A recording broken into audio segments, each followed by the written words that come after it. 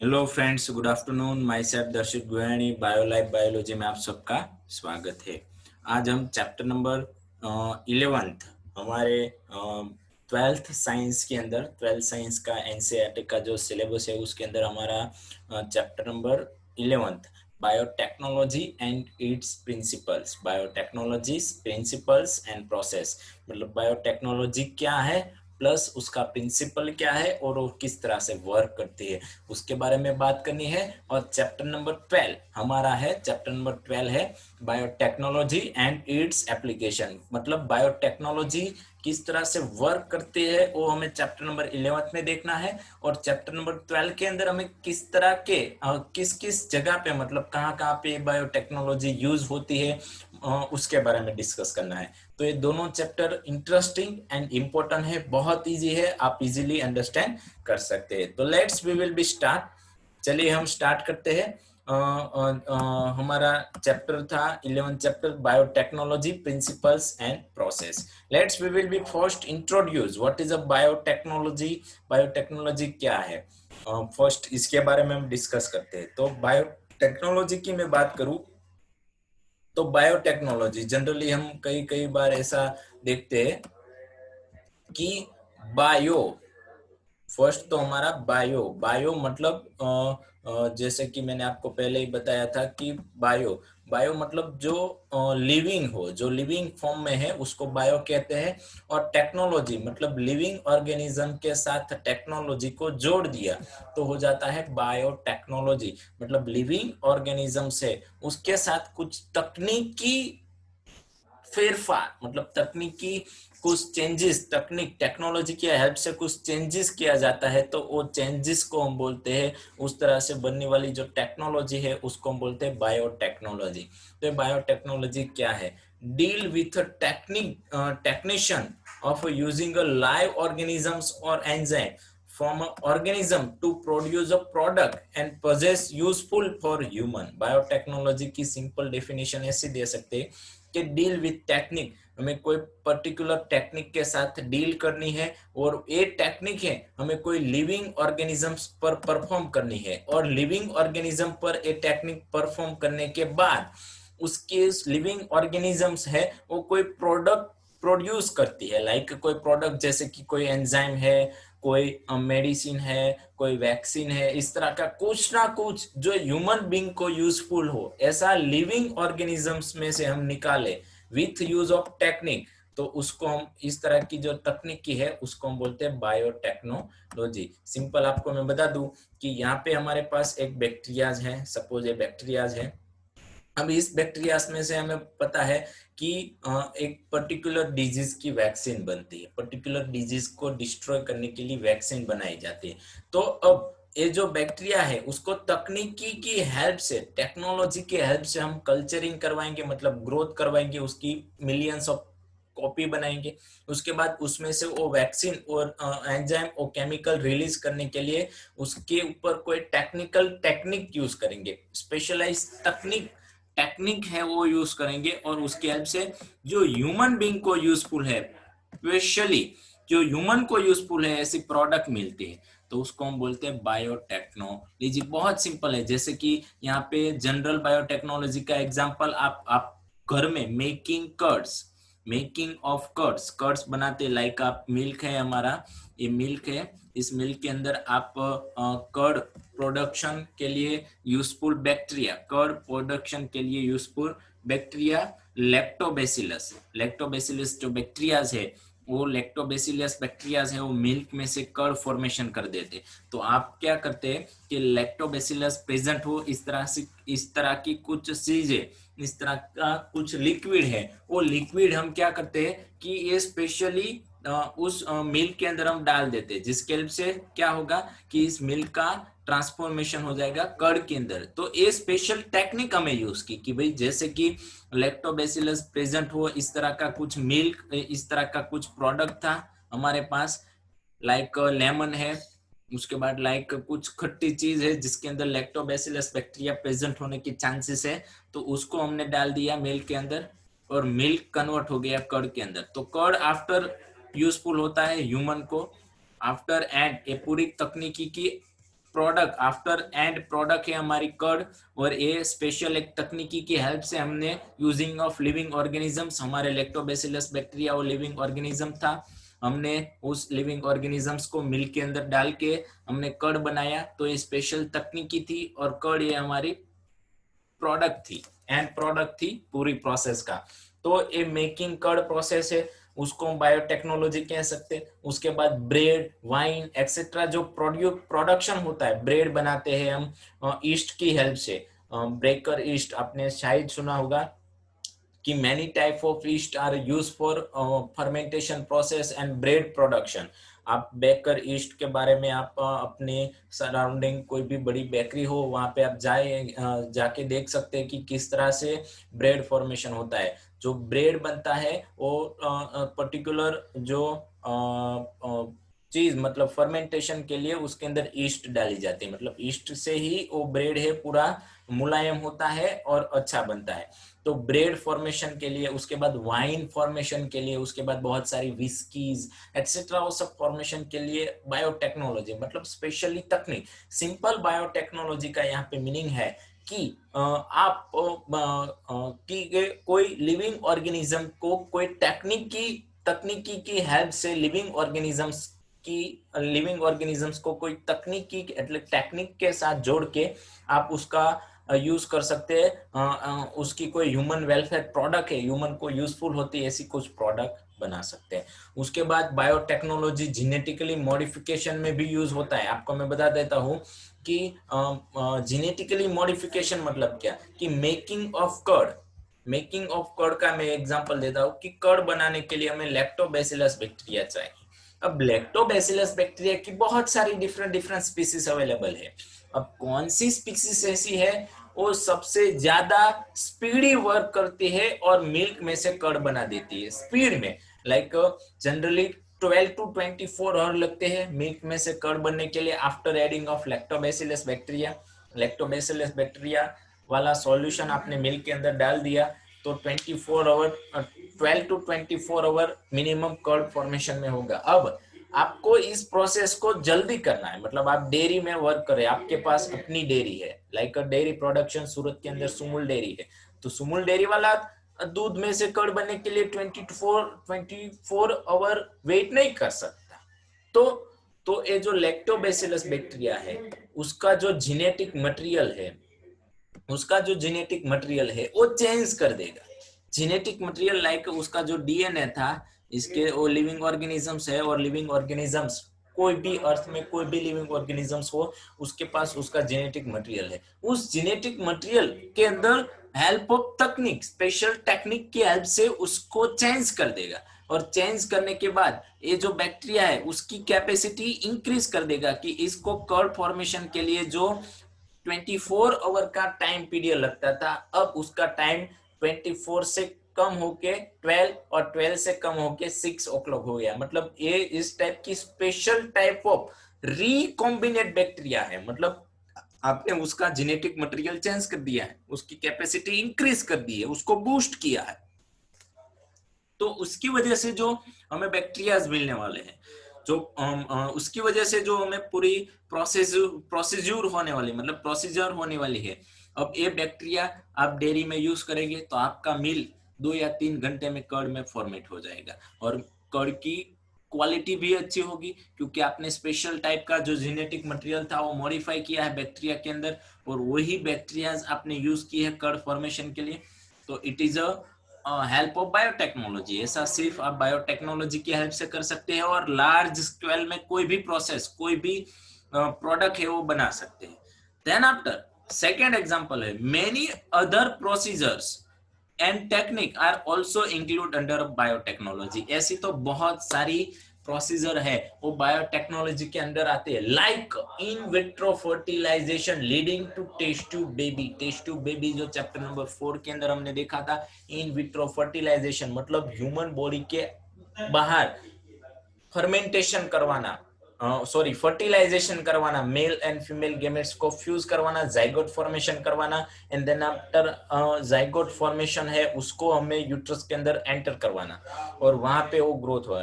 तो ये जो पूरी प्रोसेस है in vitro fertilization, it is a biotechnology, part of biotechnology. मतलब इसको हम बायोटेक्नोलॉजी करते हैं, मतलब लिविंग सेल थे हमारे मेल एंड फीमेल गेमेट्स, उसको फ्यूज किया और फ्यूज करने के बाद उसको हमने यूज किया। तो ये पूरी in vitro fertilization leading to test tube baby. ऐसी बहुत सारी जो प्रोसेस है, जैसे कि सिंथेसिस ऑफ जीन, नए सारे मतलब जीनेटिक मॉडिफिकेशन के हेल्प से, मतलब कोई डीएनए के अंदर कुछ चेंजेस के दौरान, मतलब आप पर्टिकुलरली कोई लिविंग ऑर्गेनिज्म के अंदर जो जीनेटिक मटेरियल है उसके अंदर जो जीन्स है उस जीन को मॉडिफाई कर सकते हैं, उसको सिंथेसिस कर सकते हैं, नए जीन्स बना सकते हैं। जैसे कि आपको मैं यहाँ पे बता दूं, जैसे कि हमारे पास एक लिविंग ऑर्गेनिजम्स था, उसके पास एक स्पेशल टाइप ऑफ कैरेक्टर है, वो जीन्स हमने उसका डीएनए रिमूव किया, उस डीएनए को हमने दूसरे लिविंग ऑर्गेनिजम्स के जो डीएनए था उसके साथ मिक्स कर दिया, उसके साथ मिक्स कर दिया। पर्टिकुलर इतना पार्ट था, जो पर्टिकुलर जो स्ट्रेन थी, हमें पता है कि डीएनए है, जो कोई लिविंग ऑर्गेनिजम्स का डीएनए है वो डबल स्ट्रैंडेड था, तो पर्टिकुलर इतना पार्ट था वो चेंज कर दिया, और ये चेंज करने के बाद एक नया डीएनए हमें मिला, नया डीएनए हमें मिला, जो उस डीएनए के पास न्यू कैपेसिटी है, न्यू कैरेक्टर है। तो वैसे न्यू कैरेक्टर वाला जो डीएनए है वो डीएनए बनाने के लिए सिंथेसिस और न्यू जीन्स, ऐसे न्यू जीन्स बनाने के लिए भी बायोटेक्नोलॉजी यूजफुल है। और अभी में अहमदाबाद और गांधीनगर में ये बायोटेक्नोलॉजी का पूरा इंस्टीट्यूट वर्कआउट कर रहा है, पूरा इंस्टीट्यूट वर्क कर रहा है, और बड़े अच्छे, और इसके अंदर स्कोप भी बहुत ज्यादा है कि किस तरह से हम नए नए जीन्स बना सकते हैं। जो लिविंग नए जीन्स बनाना मतलब कुछ ऐसी बात नहीं है, सपोज एक कुछ ऐसा एक एनिमल्स है जिसके पास एक स्पेशल टाइप ऑफ जीन्स है, ये दूसरा एनिमल्स है जिसके पास स्पेशल टाइप ऑफ जीन्स है, तो इस जीन को इस एनिमल के अंदर ट्रांसफर करने के लिए हमें पहले क्या करना होगा कि इस डीएनए इस एनिमल्स में से उसके जीन्स को बाहर निकालना है, और बाहर निकालने के बाद उसको इस पर्टिकुलर जीन को इस एनिमल के अंदर ट्रांसफर करने के लिए कुछ कोई वेक्टर चाहिए, जो यहाँ से उसको यहाँ पे ट्रांसफर कर सकते। तो कोई वेक्टर डीएनए चाहिए, मतलब इस जीन्स है तो वेक्टर भी हमें जीन ही चाहिए जिसके साथ ये पर्टिकुलरली इजीली ज्वाइंट हो सके। आप देख सकते हैं कि पर्टिकुलरली वो ज्वाइंट हो जाएगा। ज्वाइंट होने के बाद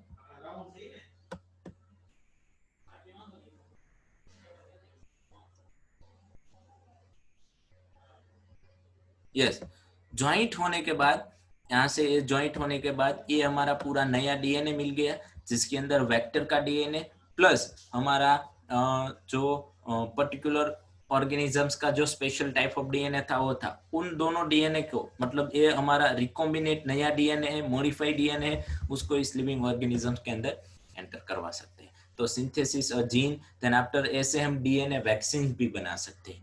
लाइक कोई पर्टिकुलर ऑर्गेनिजम्स है, उसकी बॉडी के अंदर पर्टिकुलर ऑर्गेनिजम्स है, उसकी बॉडी के अंदर जो डीएनए है, जो डीएनए है वो डीएनए कोई लिविंग ऑर्गेनिजम्स जो पैथोजन्स है उस पैथोजन को किल करने के लिए, सिंपल ही मैं आपको बात कर दूं, अभी रिसेंटली हमारा टॉपिक है कोरोना वायरस। जो कोरोना वायरस है उसकी वैक्सीन बनाने के लिए कोई लिविंग ऑर्गेनिजम्स, कोई पर्टिकुलर बैक्टीरिया है, उस बैक्टीरिया के अंदर डीएनए है, वो डीएनए है, वो बैक्टीरिया है, वो बैक्टीरिया इस कोरोना वायरस को रेजिस्ट करता है, मतलब किल कर देता है। तो अब क्या करना है, उस बैक्टीरिया के अंदर जो भी डीएनए है वो डीएनए रिमूव करना है, क्योंकि उस बैक्टीरिया की ऐसी कैपेसिटी के पीछे बैक्टीरिया इस तरह का इस वायरस को रेजिस्ट करने के पीछे उसका डीएनए, कोई भी लिविंग ऑर्गेनिज्म से उसकी कोई स्पेशल कैरेक्टर है तो उसके लिए रिस्पॉन्सिबल है डीएनए। तो पूरा उस डीएनए को उस लिविंग ऑर्गेनिजम्स में से हमें निकाल देना है। निकालने के बाद उसको मल्टीप्लाई करना है, मतलब उसी डीएनए को यूज ऑफ पीसीआर,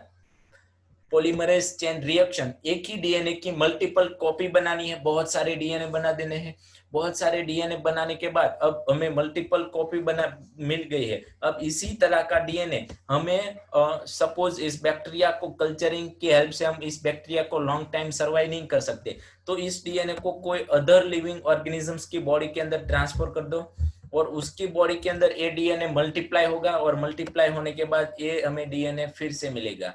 तो ये DNA as a DNA vaccine हम यूज कर सकते हैं। तो ऐसी बहुत सारी वैक्सीन है, बहुत सारी पैथोजन की वैक्सीन है जो बहुत सारे लिविंग ऑर्गेनिजम्स में से हमें मिलती है। अभी हमें करना क्या है कि कोरोना की वैक्सीन ढूंढनी है, तो हमें यही देखना है कि कौन सा लिविंग ऑर्गेनिजम्स के ऊपर इस कोरोना वायरस की इफेक्ट नहीं होती। इफेक्ट नहीं होती मतलब उस ऑर्गेनिजम्स के पास इस तरह का कुछ डीएनए है, इस तरह का कुछ जीन है जो कोरोना वायरस को इनहिबिट करता है। तो वही डीएनए हमें हमारी बॉडी के अंदर हमारी बॉडी के अंदर एंटर करवाना है एज अ वैक्सीन फॉर्म में, जिसके हेल्प से हमारे जो जीन्स है वो भी कैपेबल हो जाएंगे कोरोना वायरस को इनहिबिट करने के लिए। So it is a very interesting process, it is a DNA vaccine. And then after correction and defective genes, जो करेक्शन मतलब म्यूटेटेड जीन्स है, हमने चैप्टर नंबर 5 के अंदर देखा था म्यूटेशन। कोई डीएनए है जैसे कि कोई ह्यूमन बीइंग के अंदर कुछ खामियां है, उसके लिए रिस्पॉन्सिबल है म्यूटेटेड जीन्स। जो जीन्स है मतलब जो डीएनए है वो म्यूटेटेड है, उसकी जो पर्टिकुलर कैरेक्टर है अब वो गायब हो चुका है। तो उस कैरेक्टर को करेक्ट करने के लिए, डिफेक्टिव जीन्स है उसको करेक्ट करने के लिए, स्पेसिफिक जेनेटिकली जो डिसऑर्डर है उसको करेक्ट करने के लिए हम ऑल्सो बायोटेक्नोलॉजी का यूजफुल कर सकते हैं। जैसे कि कोई इनकरेक्ट जो जीन है उसको आपने बाहर निकाला, उसके अंदर से जो इनकरेक्ट स्ट्रेन है, इनकरेक्ट जो पर्टिकुलर पार्ट है उसको आप बाहर निकाल दीजिए और उसकी जगह पे आप दूसरा नया पार्ट लगा सकते हैं। ऐसा भी अभी पॉसिबल है। It is also for possible for biotechnology. ये possibility only and only help of biotechnology है। तो ये बायोटेक्नोलॉजी की पूरी प्रोसेसर मतलब एम था हमारा इंट्रोडक्शन। बायोटेक्नोलॉजी का एम क्या है, बायोटेक्नोलॉजी कहाँ पे यूज होती है। उसके बाद बायोटेक्नोलॉजी को लाइसेंस मिला under European federation of Biotechnology, EFB के दौरान एक संगठन बना, एक ऑर्गेनाइजेशन बना बायोटेक्नोलॉजी का, यूरोपियन फेडरेशन ऑफ बायोटेक्नोलॉजी। उसने बायोटेक्नोलॉजी प्रॉपर डेफिनेशन दी। जैसे कि हमने अभी तक बायोटेक्नोलॉजी डेफिनेशन दे रहे थे कि लिविंग ऑर्गेनिज्म लेना है, उसकी कुछ उसके ऊपर कुछ पर्टिकुलर टेक्निक की यूज से हम कोई ह्यूमन वेलफेयर को, ह्यूमन को यूज हो सके ऐसी प्रोडक्ट बनानी है, तो इसको हम बायोटेक्नोलॉजी बोल रहे हैं। जैसे कि वैक्सीन प्रोडक्शन करना, मेडिसिन प्रोडक्शन करना, in vitro fertilization, test tube baby, then after natural biotechnical process हम यूज करते हैं, curd formation, wine formation, bread formation etcetera. तो ये सारी हमारी बायोटेक्नोलॉजी, उन सबको इसको हम प्रॉपरली अगर डिफाइन डेफिनेशन देना चाहते हैं बायोटेक्नोलॉजी, तो प्रॉपरली डेफिनेशन ईएफबी ने सबसे पहले दी, यूरोपियन फेडरेशन ऑफ बायोटेक्नोलॉजी। उसने कहा the integration of natural science, the integration of natural science and organisms and cells and part of their body, a part of and molecular analogous for a product and service.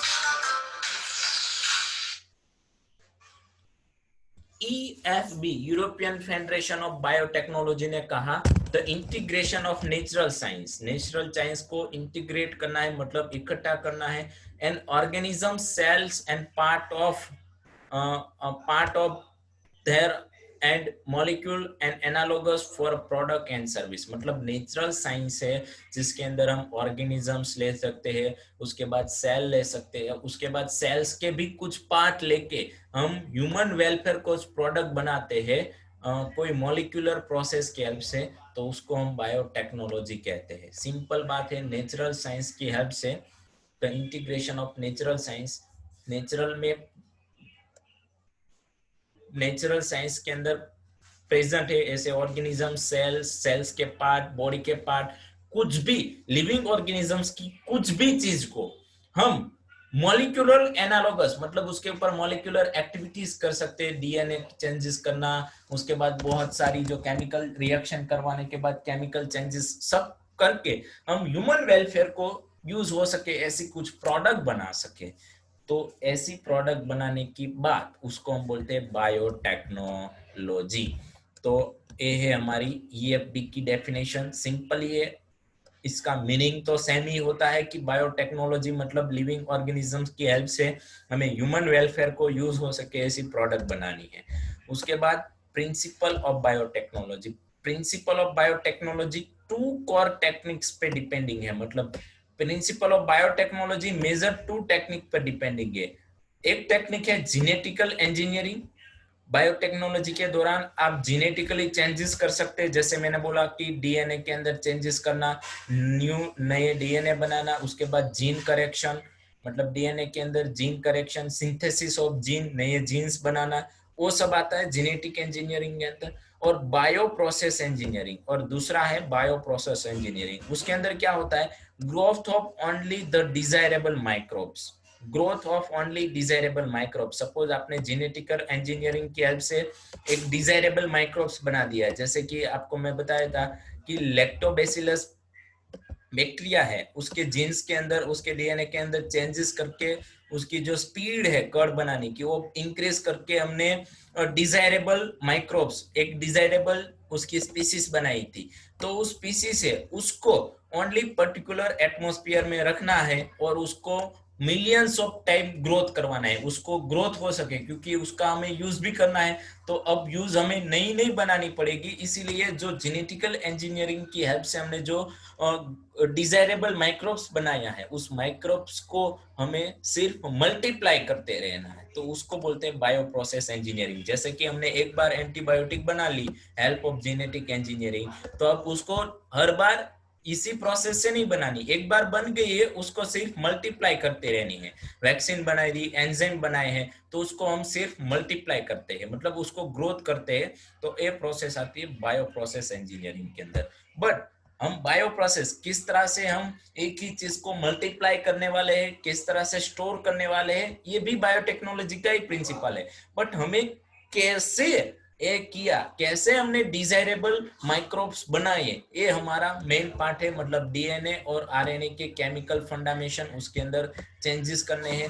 उसके अंदर हमें पता ही है DNA का structure double हेलिक है, उसके अंदर 4 types of nucleotides है, एडिनाइन, थाइमिन, ग्वानिन, साइटोसिन्स। उसके बाद 2 बॉन्ड और 3 बॉन्ड से ज्वाइंट है, वो सब हम जानते हैं। तो उसके अंदर किस तरह से हम चेंजेस ला सकते हैं, ये सारी प्रोसेस हमें इस चैप्टर के अंदर देखनी है, और उसको बोलते हैं जेनेटिक इंजीनियरिंग। मतलब जीन, मतलब डीएनए के अंदर चेंजेस करना, उसको हम बोलते हैं जेनेटिक इंजीनियरिंग। उसी डिस्कशन हमें इस चैप्टर में करने की, किस तरह से हम how to change one DNA, ये हमारा इंट्रोडक्शन है। और ये आप देख सकते हैं कि जेनेटिक इंजीनियरिंग एक ओवरव्यू में यहाँ पे दिया है कि ये कोई डीएनए है, फॉरेन डीएनए। इस डीएनए का पर्टिकुलर एक पार्ट है कि जो हमें यूजफुल होता है, तो इस डीएनए का पर्टिकुलर पार्ट हमें हमारे वेक्टर डीएनए मतलब ये डीएनए सिर्फ इस पार्ट को कोई ऑर्गेनिज्म के अंदर घुसाने के लिए यूजफुल हो रहा है।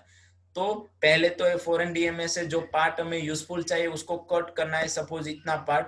तो ये कट करने के बाद ये जो वेक्टर डीएनए है उसमें से भी इतना पार्ट पर्टिकुलर कट करना है, और यहाँ पे ये जो कट हुआ पार्ट है उसको यहाँ पे ज्वाइंट कर दिया, देख सकते। अब ये हमें नया डीएनए मिला, उस डीएनए के पास ये फॉरेन डीएनए का भी कैरेक्टर एक्सप्रेस हो रहे हैं। अब इसको मल्टीप्लाई करवाना है, मल्टीप्लाई मतलब एक ही डीएनए तो हमें नहीं चाहिए, उसको एक के दो, दो के चार, मल्टीप्लाई करवाने के लिए हमें कोई सेल के अंदर ट्रांसफर करना पड़ेगा, और इस सेल के अंदर हम ट्रांसफर करते हैं बैक्टीरिया के अंदर। और बैक्टीरिया के अंदर एक डीएनए था, अब डीएनए सिंथेसिस की प्रोसेस, एक में से दो, दो में से चार, चार में से 8, इस तरह के डीएनए मल्टीप्लाई हो गए। और ये मल्टीप्लाई डीएनए है हमारे वेरियस यूजफुल के लिए। मतलब इस अब इसी बैक्टीरिया के अंदर जो डीएनए है, सपोज ये हमारा जो नया डीएनए बना था, उस नया डीएनए का फंक्शन था as a antibiotic work, antibiotic बनाने के लिए।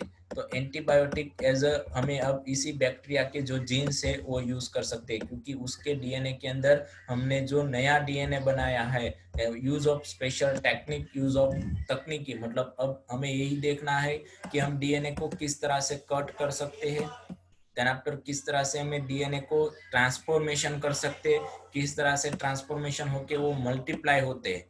तो ये पूरी प्रोसेस होती है बायोटेक्नोलॉजी के अंदर और जेनेटिकल इंजीनियरिंग के अंदर। उसके बाद इसी बैक्टीरिया को आप ग्रोथ करवाएंगे, यहाँ से ये जो पूरा स्टेप होता है बैक्टीरिया को ग्रोथ करवाना, वो पूरा हमारा बायो प्रोसेस इंजीनियरिंग में आता है। और ऊपर का जो पूरा पार्ट है वो इतना पार्ट आता है जेनेटिकल इंजीनियरिंग के अंदर। हमें यहाँ तक मतलब इस तरह का जो डीएनए है उसको हम आरडीएनए बोलेंगे, रिकॉम्बिनेट नया डीएनए बना।